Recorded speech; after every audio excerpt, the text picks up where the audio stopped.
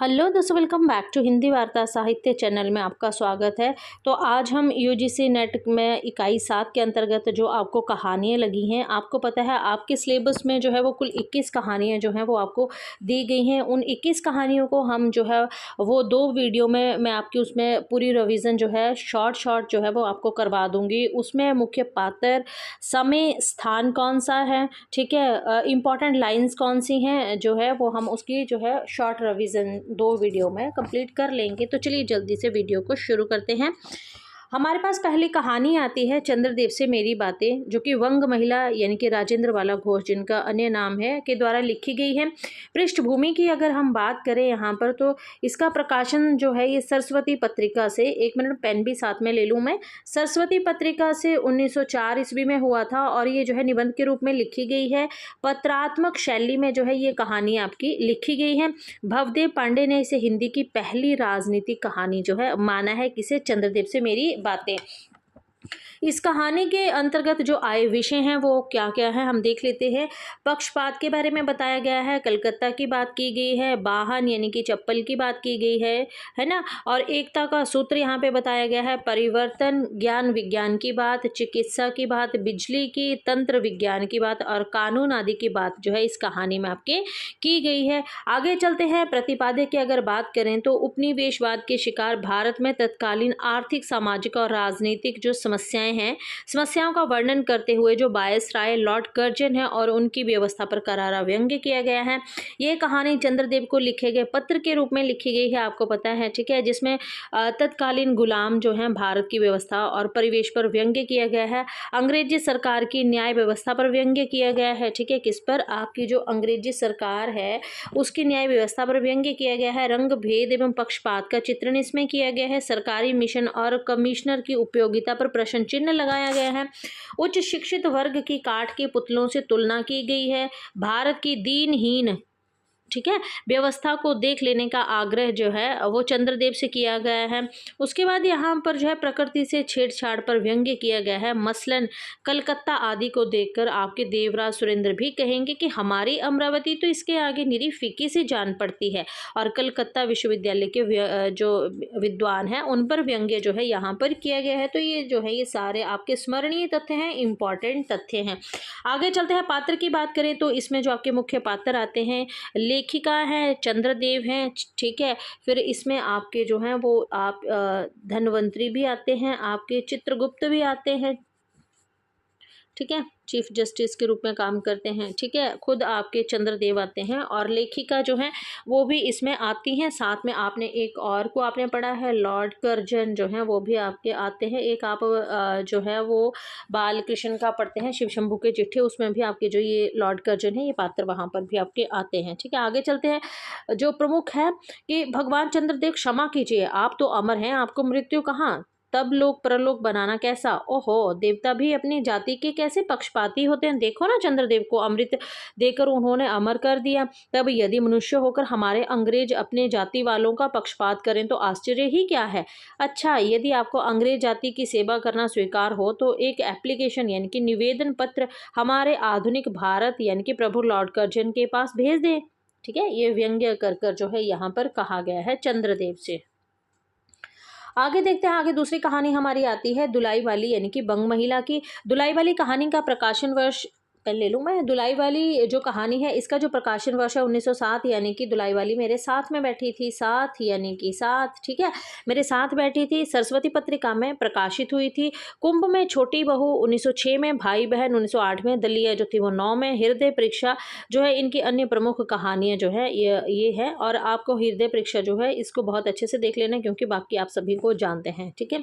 बंग महिला की बात करें, इनका जन्म 1982 ईस्वी में हुआ था। पूरा नाम राजेंद्र बाला घोष है। आरंभिक दौर की महिला कथाकारों में प्रमुख मानी जाती हैं। इनकी पुस्तक है कुसुम। संग्रह का संपादन आचार्य रामचंद्र शुक्ल द्वारा जो था वो किया गया था। मोस्ट इम्पॉर्टेंट तथ्य है आपका ये भी, है ना। प्रतिपाद्य की अगर बात करें तो इसमें जो है मेन जो इस कहानी में जो आते हैं, ठीक है, जिसको हम की पॉइंट भी कहते हैं, ठीक है। तो अगर हम की पॉइंट्स की यहाँ पे बात करें तो नवल किशोर द्वारा अपने मित्र वंशीधर से रेल में किए गए मजाक की सरस कहानी है। काशी बनारस के लोगों के जीवन पर प्रकाश डाला गया, यानी कि काशी और बनारस बनारस की बात की गई है। बनारसी शौक और बोली का समावेश है। विभिन्न परिस्थितियों में इंसान की दिनचर्या का चित्रण किया गया है। काशी से इलाहाबाद की यात्रा का विवरण किया गया है, यानी कि काशी आ गया, बनारस आ गया और इलाहाबाद, 3 जो है आपने स्थान अभी तक यहाँ पे देख लिए हैं।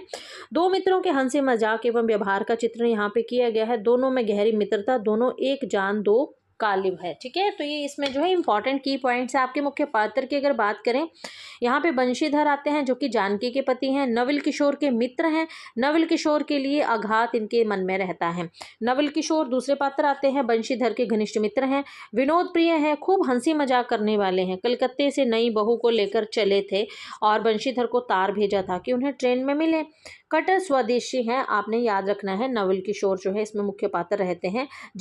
तीसरे पात्र जो आपके पास आते हैं वो आती है जानकी, जो कि बंशीधर की पत्नी है। उन्हें नवल किशोर का हंसी मजाक बिल्कुल भी पसंद नहीं है।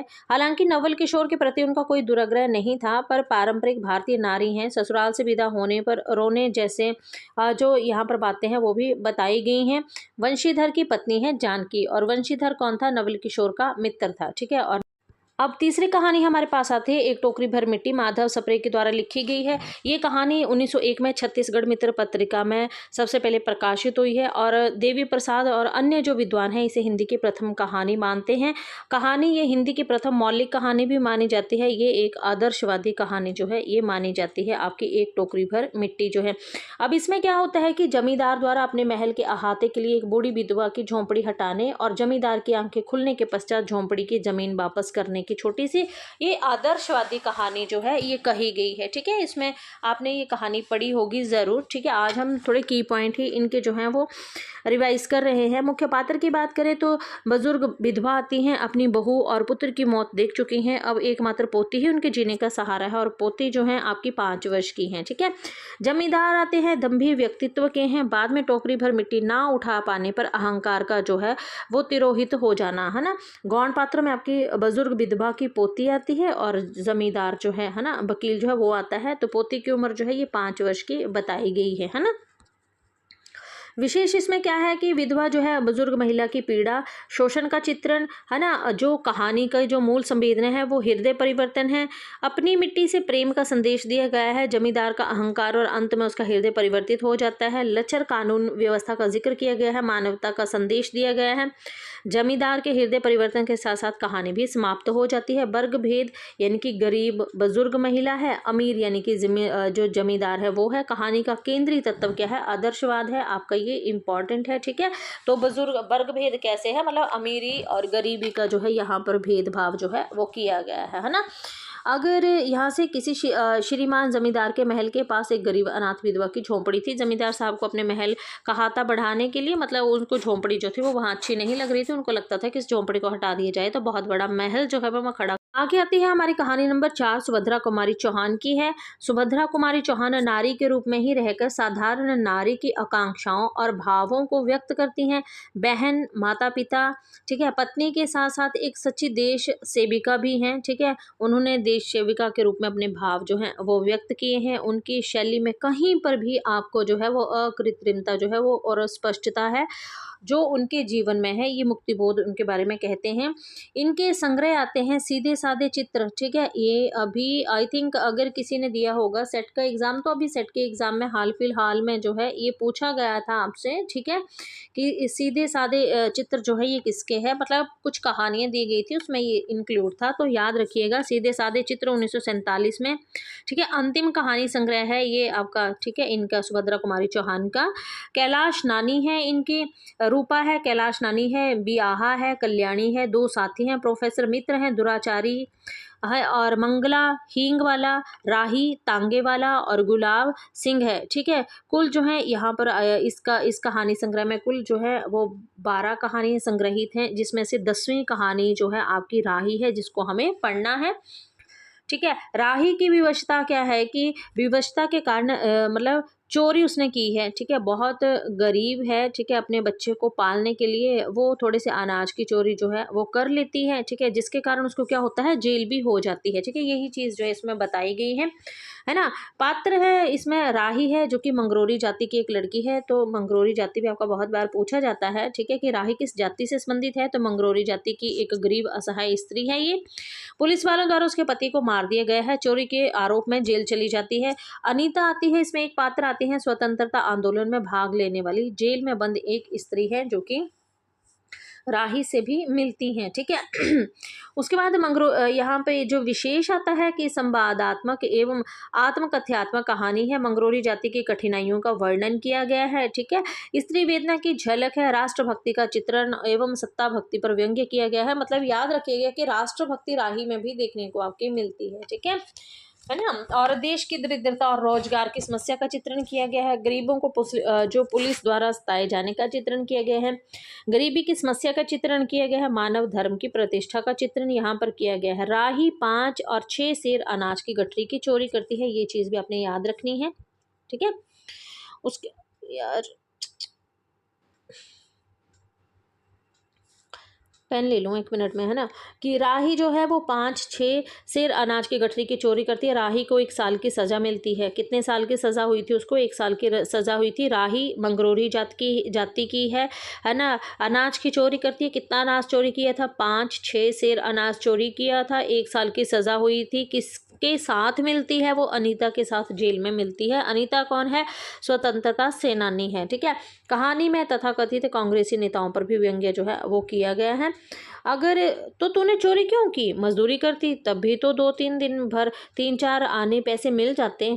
हमें मजदूरी नहीं मिलती सरकार, हमारी जाति मंगरोरी है, हम केवल मांगते हैं और खाते हैं, और भीख ना मिले तो फिर ऐसे सो जाते हैं। मतलब आगे जो हमारी कहानी आती है वो आती है ईदगाह। ये कहानी सबसे पहले आपको पता है ईदगाह 1933 में प्रेमचंद के द्वारा लिखी गई थी, चांद पत्रिका में प्रकाशित हुई थी। मनोविज्ञान पर लिखी गई ये कहानी है।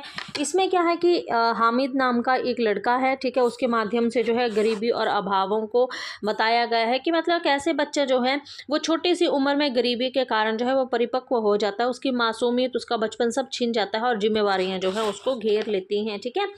अब इसको देखते हैं कि इसमें जो पात्र आते हैं मुख्य रूप से वो कौन कौन से आते हैं और क्या इसमें कहा गया है। पात्र की अगर बात करें तो हामिद जो कि 4-5 साल का गरीब लड़का है, माता पिता की मृत्यु हो चुकी है, अपनी दादी अमीना के साथ रहता है। अब मेले जब गया था तो मेले जाते वक्त उसके पास 3 पैसे थे जिनसे वो अपनी बूढ़ी दादी के लिए चिमटा खरीदता है। हामिद का चिमटा जो है उसका नाम क्या है? तो चिमटे का नाम जो है वो रुस्तमे हिंद है। गरीबों के कारण वह समय से पहले ही परिपक्व जो हो जाता है, यानी कि गरीबी इतनी थी कि वो समय से पहले ही, मतलब बच्चों का खेलने का समय होता है पर वो क्या था, परिपक्व हो गया था। अमीना है हामिद की दादी है, एक गरीब बूढ़ी विधवा औरत जिसके पुत्र एवं बहू की मृत्यु हो गई है। लोगों का कामकाज करके जो है वो खुद और हामिद का पालन पोषण कर रही है। मोहसिन आते हैं। मोहसिन जो है ये हामिद के साथ का लड़का है। इसके पास जो है कुल कितने पैसे थे? तो आपने याद रखना इसके पास कुल जो थे वो 15 पैसे थे। ये मेले से क्या खरीदता है? भिश्ती खरीदता है, आया हुआ है, कमर झुकी हुई है, ऊपर मश्क है, पानी उड़ेलना भी चाहता है ना। आगे आते हैं मोहसिन आते हैं। मोहसिन के मामू थाने में कांस्टेबल हैं, है ना। और महमूद है आगे आपके जो पात्र आते हैं। हामिद के साथ का लड़का है, इसके पास 12 पैसे हैं, मेले से सिपाही खरीदता है, याद रखिएगा। नूरे आता है, ये भी हामिद के साथ का लड़का है, मेले से वकील खरीदता है, ठीक है। और सम्मी आता है, हामिद के साथ की लड़की है ये, ठीक है। सम्मी कौन है? ये लड़का नहीं है बल्कि ये लड़की है। ये मेले से धोबिन और खंजड़ी खरीदती है ना। और गौण पात्रों की बात करें तो चौधरी कयामत अली गांव का सबसे धनवान व्यक्ति है। ये आविद आते हैं जो कि हामिद के मतलब बाप हैं, हैजे से मर जाते हैं, और माँ जो थी वो पीली से मर गई हैं। कांस्टेबल है, मोहसिन का मामू है, वेतन 12 रुपये है, और घर में कितने पैसे भेजता है? 50 रुपये भेजता है। विशेष इसमें जो है बाल मनोविज्ञान पर आधारित ये कहानी है, मुस्लिम समाज का अंकन करती है ना। और सामाजिक आर्थिक एवं ऊंच नीच का इसमें वर्णन किया गया। पुलिस विभाग की जो भ्रष्टता है उसको भी इसमें जो है वो बताया गया है ना। मतलब गरीबी की ही बात जो है इसमें की गई है ना।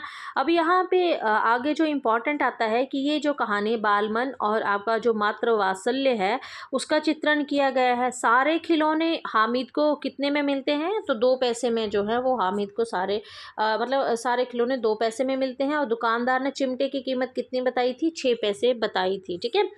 हराम का माल हराम हो जाता है, मोहसिन कहता है। हम लोग चाहें तो एक दिन में लाखों मार लाएं, हम तो इतना ही लेते हैं जिससे अपनी बदनामी ना हो, नौकरी ना चली जाए, ठीक है।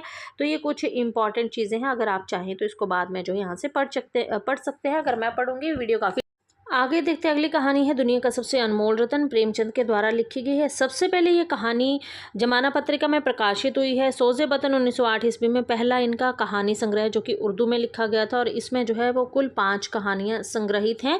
ठीक है, इश्क दुनिया व हबे वतन, जिसको अन्य नाम जो है सांसारिक प्रेम और देश प्रेम दिया गया है, दुनिया का सबसे अनमोल रत्न है। ठीक है, उसके बाद आता है इनका यही मेरा वतन है, शेख मखमूर है, सिल अ मातम, जिसको शोक का पुरस्कार भी कहा गया है। प्रेमचंद के इस कहानी संग्रह को ब्रिटिश सरकार ने क्या किया था, सडिशन लगाकर यानी कि राजद्रोह का आरोप लगाकर क्या किया था, इसको जो था वो जब्त कर लिया था। अब रूपवती है दिल फरेब और उसकी प्रेमिका जो है वो दिल फिगार है। इसमें जो मुख्य पात्र आते हैं, अलिफ लैला के किस्से नुमा कहानी जैसी ये लगती है। अंत में देश प्रेम और देशभक्ति की भावना इसमें दिखाई दी है। प्रेम के आदर्श स्वरूप एवं पवित्रता का चित्रण किया गया है। 3 अनमोल रत्न यहाँ पर बताए गए हैं। दुनिया का सबसे अनमोल रत्न हम पढ़ रहे हैं तो कितने रत्न, 3 सबसे अनमोल रत्न यहाँ पे बताए गए हैं। पवित्र आंसू हैं, ठीक है, एक मिनट, पवित्र आंसू हैं आपके, ठीक है, सती की चिता की राख है, और एक है आपके देश की सेवा में कुर्बान सिपाही के खून का अंतिम कतरा जो है, ये इसका तीसरा है। ठीक है, तो इम्पॉर्टेंट है बहुत ज़्यादा, आपका देख लीजिएगा। इसमें जो है वो मीनोस्वाद शहर यानी कि इटली का चित्रण जो है यहाँ पर किया गया है। इटली को आप ज़रूर देखिएगा। मीनोस्वाद शहर जो है वो किस कहानी में आता है, तो ये आपका जो है दुनिया का सबसे अनमोल रत्न में आता है। पात्र की बात करें तो दिल फरेब है, सौंदर्य की देवी है, दिल फिगार से प्रेम करती है ना, मीनो स्वाद की मल्लिका है। ठीक है, और दिल फिगार को कहती है कि तू मेरे लिए दुनिया का सबसे अनमोल रत्न लेके आ जो आज तक किसी के पास भी ना हो। ठीक है, आज से तू मेरा मालिक है और मैं तेरी लौंडी हूँ। ये जो है ये कथन भी बहुत बार पूछा गया है, इसको भी देख लीजिए, इंपॉर्टेंट है। दिल फिगार की बात करें, दिल फरेब का सच्चा प्रेमी है, दुनिया का सबसे अनमोल रत्न जो है उसके लिए ढूंढ कर लाता है। ठीक है, उसके बाद अन्य अब दुनिया का सबसे अनमोल रत्न जो था ये क्या लेकर आता है, ये जो दुनिया का सबसे अनमोल रत्न था वो इसके लिए लेके आता है जो देश की सेवा में कुर्बान, जो खून का अंतिम कतरा था, वो दुनिया का सबसे अनमोल रत्न था। गौण पात्र काला चोर है जो कि सैकड़ों आदमियों का कातिल है, जैसे फांसी दी जाने से पहले उसकी अंतिम इच्छा है कि वो एक अंतिम इच्छा के रूप में एक बालक से मिलने दिया जाता है। अनमोल रत्न के रूप में इसी आंसू जो है दिल फिगार लाता है, पर वो नहीं माना जाता है। बुजुर्ग हरा अमामा बांधे एक बुजुर्ग एक हाथ में तस्बीह और दूसरे में लाठी लेकर आता है, जो दिल फिगार को पूरब की और हिंदुस्तान भेजता है। अब याद रखिएगा, पूरब की और हिंदुस्तान जो है इसको भेजा जाता है दिल फिगार को। ठीक है, दिशा ज़रूर याद रखिएगा, इंपॉर्टेंट है। सिपाही की बात करें, सिपाही हिंदुस्तानी का सच्चा राजपूत सिपाही है जो अपने देश के लिए लड़ता है। दिल फिगार दुनिया का सबसे अनमोल रत्न उसी सिपाही के आखिरी रक्त का कतरा जो है वो लेके आता है। ठीक है, ये इंपॉर्टेंट है। उसके बाद युवती और युवती का जो मृत पति है वो आता है। ठीक है, तो आज हम सिर्फ इतनी ही कहानियों को डिस्कस करेंगे, नहीं तो वीडियो काफ़ी लंबा हो जाएगा। ठीक है, और मैं एक या दो वीडियो में जो है वो संपूर्ण कहानियों का रिवीजन आपको करवा दूंगी। तो मिलते हैं नेक्स्ट वीडियो में, तब तक के लिए धन्यवाद।